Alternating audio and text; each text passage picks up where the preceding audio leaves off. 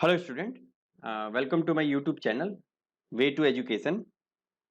और आज हम इस यूनिट के सबसे लास्ट टॉपिक पे हैं और दैट टॉपिक इज रेजोनेंस। सो सबसे पहले मैं डिफाइन करूंगा कि रेजोनेंस क्या होता है। What do you mean by the resonance in the circuit? So how will you define the resonance?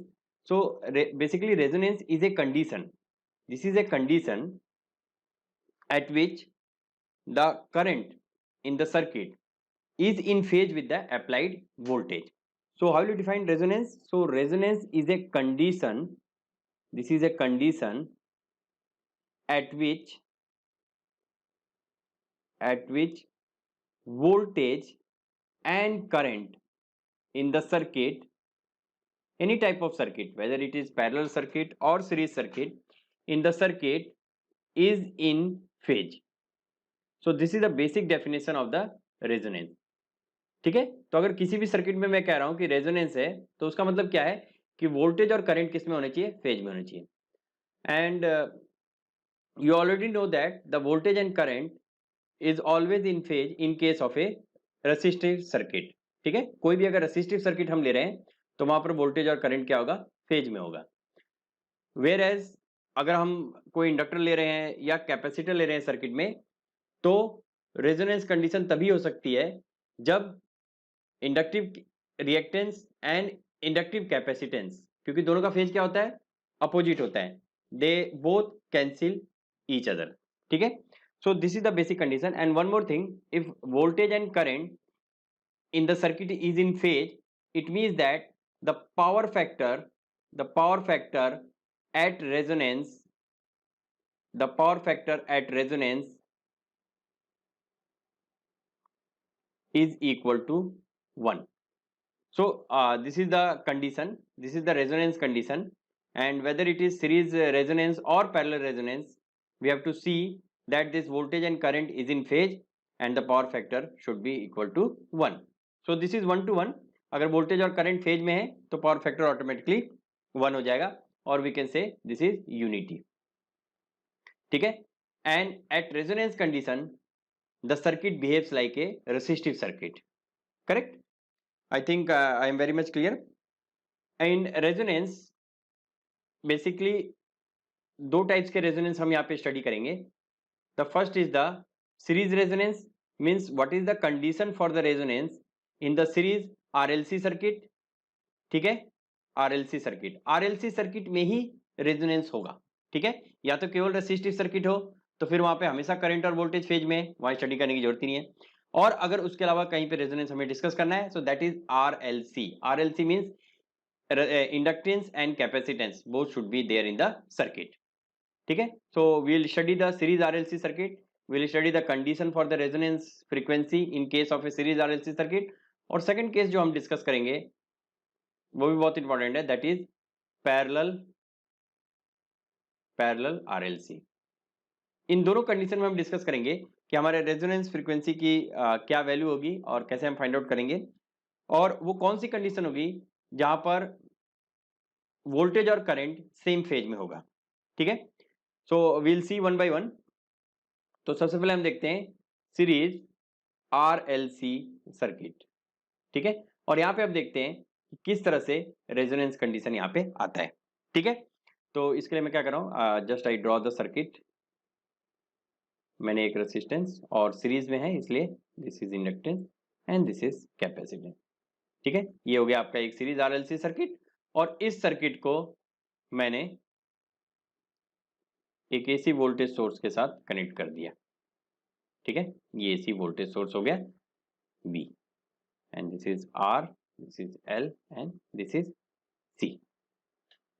ठीक है, अब जैसे कि मैंने आपको प्रीवियस लेक्चर में भी डिफाइन किया हुआ है, how will you define the impedance of this circuit. तो इंपीडेंस को हम कैसे डिफाइन कर सकते हैं? अभी मैग्नीट्यूड फॉर्म में हो जाए, impedance Z is equal to, अभी हमें केवल मैग्नीट्यूड से मतलब है इसलिए मैं मैग्नीट्यूड ले रहा हूं कि Z is equal to R square plus XL minus XC whole square, correct? ठीक है, और यहां से अगर मैं करंट देखूं, सीरीज सर्किट है, मींस सभी एलिमेंट्स में जो करंट की वैल्यू है वो सेम होगी।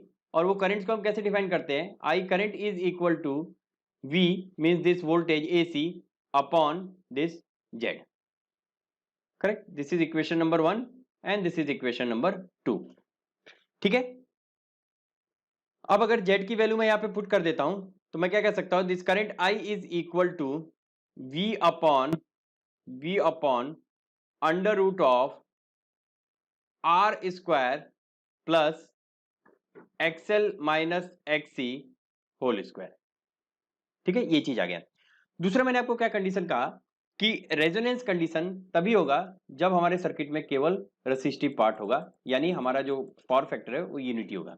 और वो चीज तभी पॉसिबल है, यहां पर अगर इस सर्किट में वो देखूं, वो चीज तभी पॉसिबल है जब XL is equal to XC. So when XL is equal to XC, इस इक्वेशन में आप देखिए, अगर XL XC के इक्वल होता है, if this two values are equal, it means they cancel out each other. और हमारे सर्किट में क्या बचेगा, in that condition at I this resonance, if I assume this condition resonance at which XL is equal to XC, so I resonance is equal to V upon R. ठीक है, it behaves as a purely resistive circuit. ये inductance और capacitance का effect खत्म हो जाएगा. तो यही कंडीशन मैं रख रहा हूं. So for resonance condition, for resonance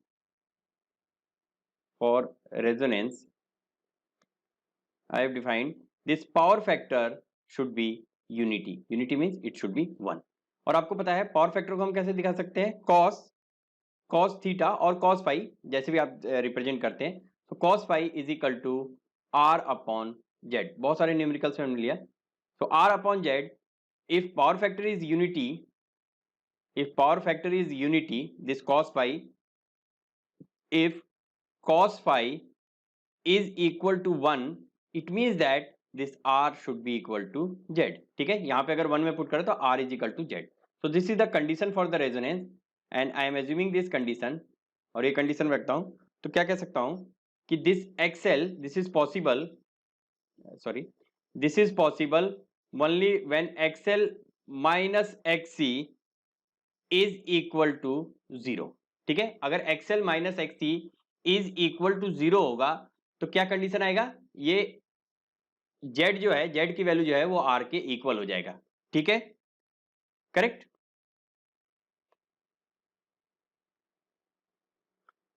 तो ये कंडीशन लेते हैं तो XL is equal to XC, simply we can say. And हमें पता है XL की वैल्यू क्या है, omega L upon 1 upon omega C. तो यहां से अगर मैं सॉल्व करता हूं तो आ जाएगा omega square LC is equal to 1 and from this omega is equal to 1 upon under root LC. Now this omega is basically resonance, at resonance. तो omega R से मैं रिप्रेजेंट कर देता हूं. So this omega R is equal to 1 upon LC. ठीक है, इस तरह से हमने इसका क्या निकाल लिया, रेजोनेंस कंडीशन निकाल लिया. तो रेजोनेंस जो फ्रीक्वेंसी आएगी, that resonance frequency FR is equal to 1 upon 2 pi under root LC. So this is the resonance frequency for series resonance circuit, for series resonance. Correct. ठीक है, सीरीज रेजोनेंस के लिए ये हमारे इक्वेशन आ गए. अब एक चीज देखिए, अगर यहां से मैं करंट की वैल्यू देखूं, if I assume this current की वैल्यू क्या है, for RLC circuit the value of current I is equal to V upon R square plus XL minus XC. अब अगर ये टर्म जीरो हो रहा है, इसका मतलब Z की वैल्यू क्या हो रही है, Z की वैल्यू कम हो रही है, क्योंकि ये इसके साथ क्या था, प्लस में था. तो यहां अगर ये टर्म जीरो ना हो तो Z की वैल्यू क्या होगी, कम रहेगी. ठीक है, यहां पे अगर मैं देखूं तो Z की वैल्यू, अगर ये जीरो हो रहा है, इसका मतलब Z की वैल्यू क्या हो रही है, कम हो रही है. और अगर Z की वैल्यू कम हो रही है मतलब करंट की वैल्यू क्या हो रही है, इंक्रीज हो रही है. So at resonance what I can say that at resonance, बहुत ही इंपॉर्टेंट पॉइंट है, एट रेजोनेंस कुछ कंडीशंस हम देखते हैं. Resonance means series resonance. ठीक है, यहां पे मैं सीरीज रेजोनेंस की बात कर रहा हूं. ठीक है, एट सीरीज रेजोनेंस, ठीक है, क्या हो रहा है आपका, Z value is minimum, Z is minimum and that is equal to R. ठीक है, जेड की मिनिमम वैल्यू है और वो आर के इक्वल है। cos theta means the power factor is equal to 1 means unity, and fr frequency means resonance frequency is given by 1 upon 2 pi under root lc. And what about the current? The current is maximum, and this I maximum is equal to v upon z minimum। ठीक है, या फिर आप इसको लिख सकते हैं v upon r। So this is the current की वैल्यू जो है वो क्या है, मैक्सिमम है।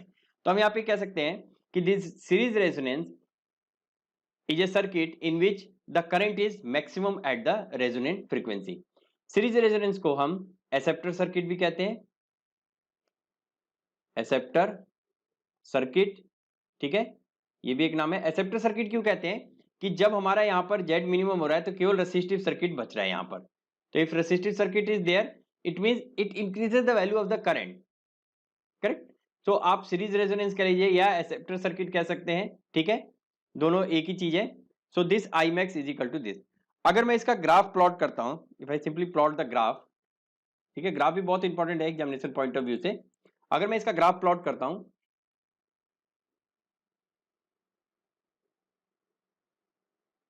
ठीक है, if I plot this graph, तो इस ग्राफ में क्या हो रहा है, this at resonance, at resonance जो हमारे करंट की वैल्यू हो रही है वो क्या है, that is maximum. So I max, this is I max and this is given by V by R. This is the maximum at resonance. And what about the impedance? अगर मैं इसी में impedance को भी ड्रॉ कर देता हूं, this impedance value is minimum। ठीक है, करंट मैक्सिमम होगा तो impedance वैल्यू मिनिमम होगा। और Z impedance क्या होगा, this Z minimum, this is Z minimum and this is equal to R। correct। so this is graph for I and Z in the y axis, correct, and T, or we can say frequency, sorry, f frequency in x axis, और ये जो frequency है इसी को हम कह रहे हैं F R. So in series resonance at resonance frequency the current is maximum and the impedance is minimum। correct। अब अगर इसके क्वालिटी फैक्टर की मैं बात करूं, how will you define the quality factor? This is also important, quality factor in case of series, in case of parallel we have to define this quality factor। so basically quality factor is the magnification factor, यानी current, जैसे अगर series में मैं बात कर रहा हूं तो मैं ये डिसाइड करूंगा कि करंट कितना मैग्नीफाई हो रहा है, that defines the quality factor. तो simply the quality factor is given by I X L means the voltage across the inductor divided by the voltage across the resistor। correct। so from here we can simply say this is xl by r, xl by r, and I know that what is the value of xl, xl is equal to omega l, so omega l upon r, and this omega l is equal to omega r। at resonance frequency we are defining the quality factor। so this q factor means the quality factor is given by, यहां पर omega R की value मैं put कर देता हूं 1 upon under root L C into L upon R. So this is coming out to be 1 upon R under root of L upon C.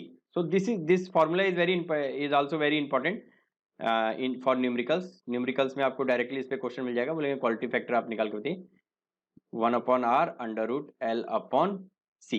So this is the quality factor in case of a series resonant circuit।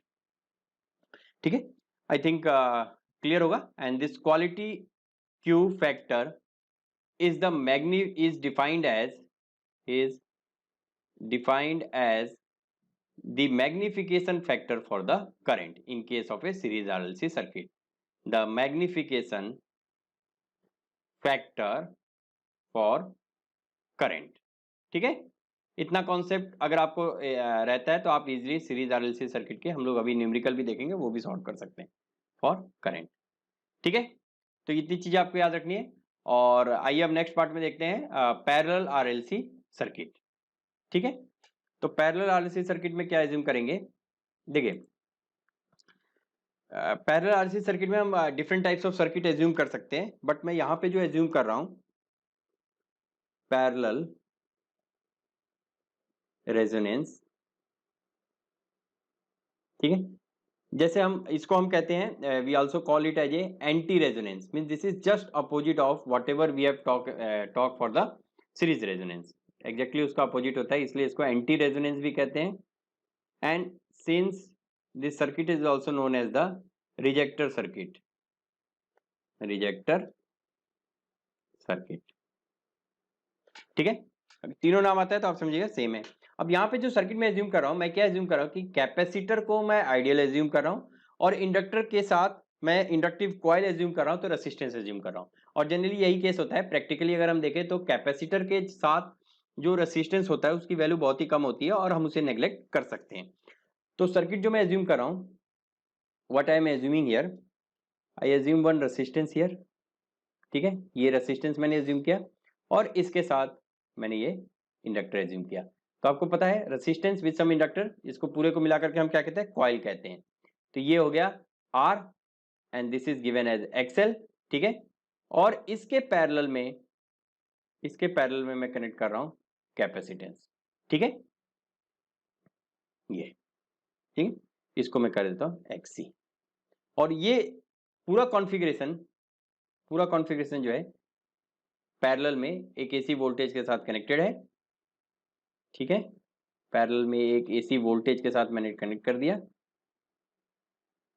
ठीक है, ये से अब यहां पर मुझे resonance की condition निकालनी है। अब एक चीज आप देखिए, जैसे सीरीज में हमने लिया XL और XC को इक्वल कर दिया, वहां पे हमने XL XC को इसलिए इक्वल किया था क्योंकि वो सीरीज में था, और अगर XL और XC में सेम करंट फ्लो कर रहा था, तो अगर मैं वहां पे XL और XC को रिमूव कर रहा था, मैंने XL को XC के बराबर कर रहा था, तो करंट जो फ्लो हो रहा था वो केवल रेसिस्टेंस। लेकिन यहां पर केस डिफरेंट है, यहां पर हमें क्या करना पड़ेगा, अगर मैं यहां पर एज्यूम कर रहा हूं कि ये IC करंट है, ये इसमें जो करंट फ्लो कर रहा है वो IC है, और इस कॉइल में जो करंट फ्लो कर रहा है वो IL है, तो मुझे क्या एज्यूम करना पड़ेगा, इस दोनों करंट का मींस IL और IC का जो रिएक्टिव पार्ट होगा, देखिए हमें क्या करना है, जो रिएक्टिव पार्ट होगा उसको जीरो करना है।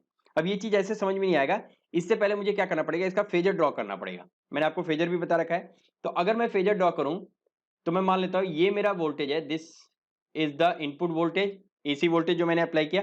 आपको पता है जो कैपेसिटर का करंट होता है, दैट इज लीडिंग, और मैंने यहां पर कैपेसिटर क्या एज्यूम किया है, आइडियल एज्यूम किया है, तो ये कितना होगा by, this is by 90 degree leading. अब क्या है, अगर ये इंडक्टर भी प्रैक्टिकल इंडक्टर होता, सॉरी आइडियल इंडक्टर होता, तो यहां पे क्या होता, इसका भी जो करंट है वो लैग करता 90 डिग्री के साथ। बट हमें पता है कि यहां पर एक रेसिस्टेंस भी है इसके साथ, तो इसका जो करंट का जो वैल्यू आएगा वेक्टर में वो कुछ ऐसा आएगा। ठीक है, यानी इस तरह से नहीं आएगा। ये हम आइडियल के लिए ये एज्यूम कर सकते थे, इसको IL एज्यूम कर सकते थे, बट ये चीज ना आकर के अब IL की वैल्यू हमारी यहां आएगी, और ये जो एंगल होगा this angle is basically phi. आपने को न्यूमेरिकल में बता चुका हूं फाई की वैल्यू कैसे निकाल सकते हैं, उसका मैं बता चुका हूं आपको ऑलरेडी, कि पावर फैक्टर से भी निकालते हैं, cos phi equal to XL by R, वहां से जो फाई की वैल्यू निकलेगी वही है।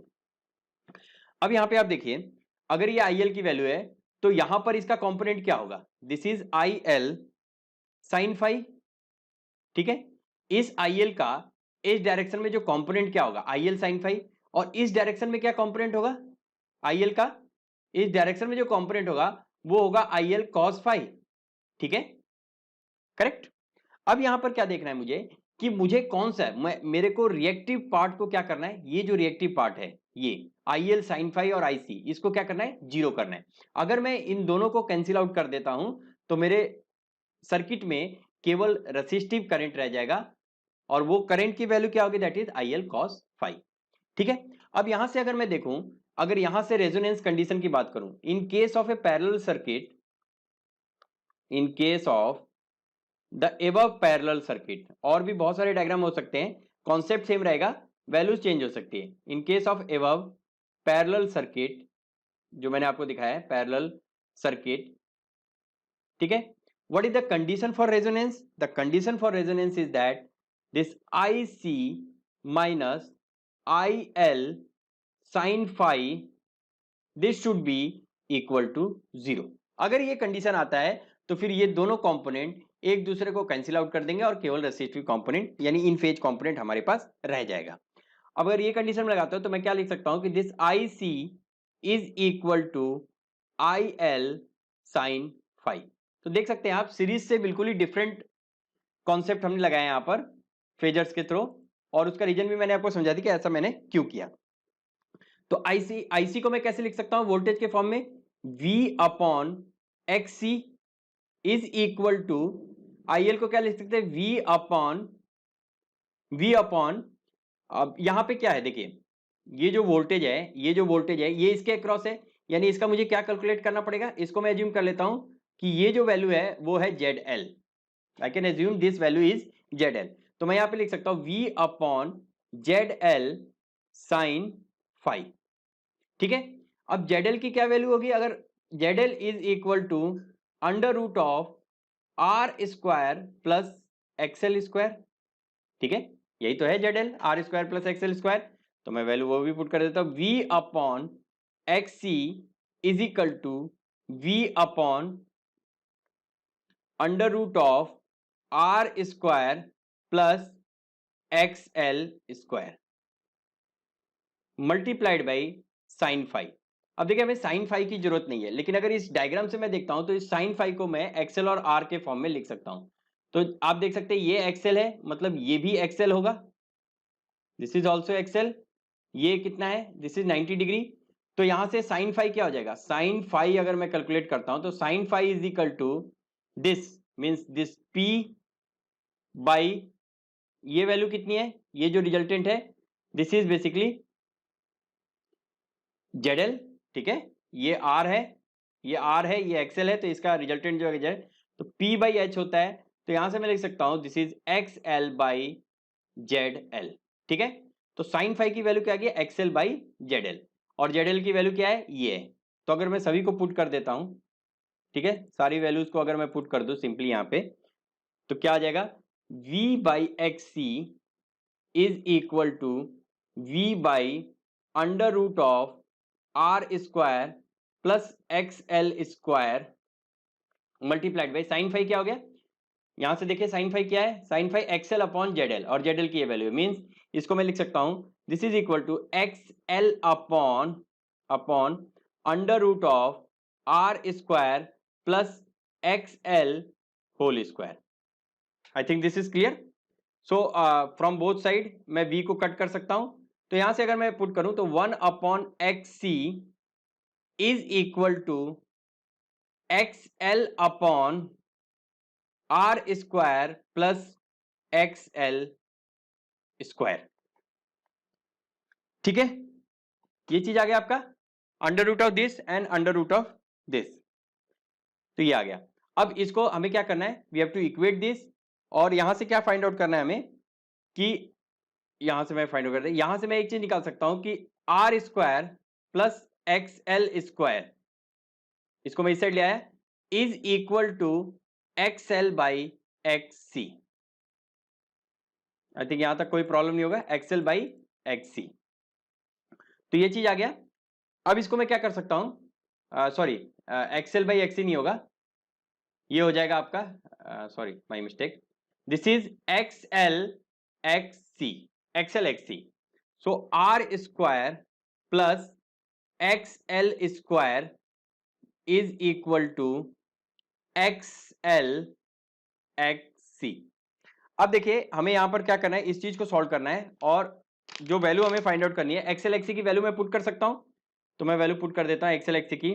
So this is R square plus XL square is equal to, XL की वैल्यू क्या आती है? ओमेगा L, और XC की वैल्यू क्या होगी? Omega C। तो ये दोनों कट हो जाएगा।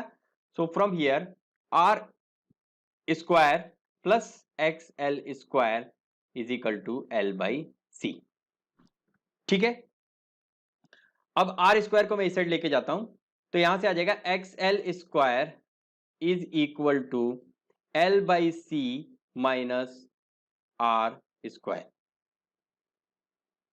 ठीक है, और एक्सएल को अब मैं क्या पुट कर सकता हूं, ओमेगा आर एल स्क्वायर। ठीक है, बात किसकी हो रही है, रेजोनेंस की, तो रेजोनेंस के लिए मैंने ओमेगा एल स्क्वायर पुट कर दिया माइनस आर स्क्वायर। ठीक है, अब इसको और भी सिंप्लीफाई हम कर सकते हैं, क्या करेंगे मैं, dividing both side by L square. So dividing both sides by L square, both side by L square. तो यहां से आ जाएगा omega R square is equal to 1 upon L C minus R square upon L square. ठीक है, तो यहां से आ गया omega R is equal to under root of 1 upon L C minus R square upon L square. Now this is the resonance condition for the, this is the resonant frequency for the parallel circuit. अब जो circuit मैंने assume किया उसी के लिए formula valid होगा, this is for parallel resonance. ठीक है, यहां से अगर मैं चाहूं तो एफ आर भी निकाल सकता हूं, सो एफ आर, तो यहां से मैं चाहूं तो एफ आर भी निकाल सकता हूं, तो F R is equal to 1 upon 2 pi under root of 1 upon L C minus R square upon L square. ठीक है, आपके रेजोनेंस फ्रीक्वेंसी का फॉर्मूला। अब अगर यहां पर एक चीज देखिए, if I neglect the resistance of the inductor, अगर मैं इंडक्टर के रेसिस्टेंस को नेग्लेक्ट कर दूं तो हमारा वैल्यू क्या आएगा, if R is equal to 0, मगर मैं मान लूं कि इंडक्टर है, तब एफ आर की वैल्यू आ जाएगी 1 upon 2 pi under root L C, 1 upon L C. और ये आपका किसके लिए, this is for series resonance. So if R is equal to 0 then the formula for series resonance and parallel resonance is same। ठीक है, अब यहां से अगर मैं आपसे पूछूं कि करंट की क्या वैल्यू होगी, जो पैरेलल सर्किट है उसमें जो टोटल करंट है, करंट की क्या वैल्यू होगी वहां से जो फ्लो होगी पेज के लिए, so that current I is equal to I L cos phi, I L cos phi. तो यहां से मैं क्या लिख सकता हूं, this is equal to I की वैल्यू क्या होगी, V upon Z L, cos phi की वैल्यू वहां से फेजर से आर अपॉन जेड एल, तो यहां से आ जाएगा V R upon Z L square. ठीक है, और आपको अभी मैंने ऊपर बताया this Z L square is equal to XC XL. देखिए मैं अभी दिखा देता हूं आपको, यहां पे this one, this Z square, this Z square, ये जेड स्क्वायर है ना, under root of this square is equal to XL XC, same वहीं से निकालिए एक्सएल एक्सी। तो मैं वैल्यू पुट कर देता हूं, तो करंट की वैल्यू जो आ जाएगी यहां से I is equal to V R upon XC XL, XC XL की वैल्यू पुट कर देंगे तो ये आ जाएगा वी आर अपॉन, देखिए एक्सी की omega L upon omega C, तो एल अपॉन सी आ जाएगा, तो V R upon L upon C. So simply we can write this is V upon L upon C R. So this is the current which is flowing in case of a resonance in parallel circuit, V upon L upon C R। ठीक है, और अगर impedance की मैं बात करूं, what is the impedance at resonance, this is the current at resonance, what is impedance, so ZR means impedance at resonance, यही तो impedance होगा, V by R यही होता था, तो L upon C R, this is the impedance at resonance। So we have calculated current and impedance both। अगर यहां से मैं क्वालिटी फैक्टर निकालता हूं, एक चीज आपको ध्यान रखना है, अगर इसकी मैं क्वालिटी फैक्टर कैलकुलेट कर रहा हूं तो फॉर्मूला सेम होगा 1 upon R under root L by C.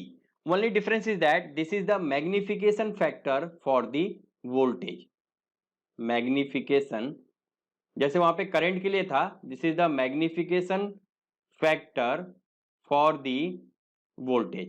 ठीक है, अब मैं ऐसा क्यों कह रहा हूं, मैं आपको समझा देता हूं। वहां पे करंट क्या हो रहा था, करंट मैक्सिमाइज हो रहा था रेजोनेंस पे। यहाँ पे करंट क्या हो रहा है, मिनिमाइज हो रहा है, दिस इज मिनिमम करंट। और इंपिडेंस क्या हो रहा है, मैक्सिमाइज हो रहा है रेजोनेंस पे। तो वोल्टेज की वैल्यू क्या होगी, वोल्टेज की वैल्यू मैक्सिमाइज होगी, इसलिए ये मैग्निफिकेशन है वोल्टेज के लिए in case of A parallel. अगर इसका ग्राफ हम सिंपली ड्रॉ करें, सेम वही कंडीशन लेकर के हम ग्राफ ड्रॉ कर सकते हैं, ठीक है।